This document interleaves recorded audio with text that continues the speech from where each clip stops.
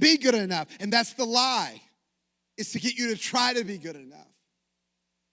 I would rather you try to be like Jesus, not try to be like his rules. The rules will naturally be obeyed from the heart and from the scripture. You'll fall in love with it. But if you try to obey first to get close to God, it's not going to work. It's backwards. And I see so much of it in the church.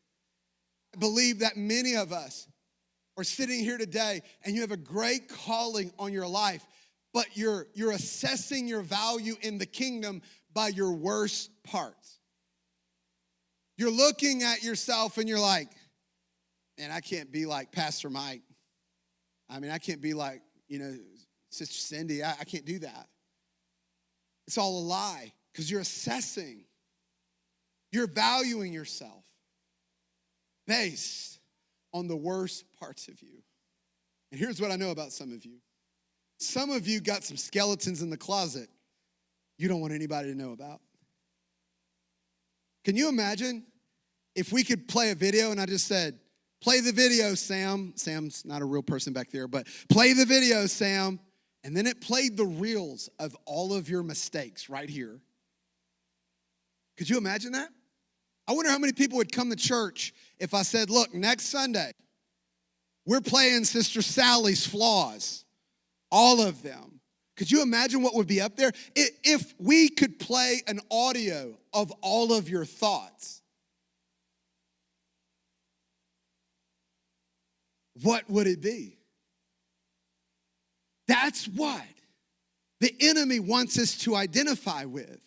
And he's having conversations with us to convince us we do not have what we already have. Let me tell you what you have. You have a God who took the filthy parts of your life, the worst parts of you. We have a God who takes the worst thoughts you've ever had, the worst things you've ever seen, the worst things you've ever listened to, the worst things you've ever said, the worst places you've ever been. We have a God that takes the worst experiences you've ever been through, from divorce and all kinds of pain and abuse. And he takes all those things and he says, I'm going to heal you of this. I'm going to nail it to my cross. I died for you. I healed you. I forgave you. I'm taking the shame of your life. Who is God set free indeed? I wish somebody would give a praise right now. You ought to stand to your feet and declare, I'm the one. He nailed my faults to the tree. You ought to take a praise break right now. You ought to thank God with a praise, because we can't sit down on God because he stood up for us.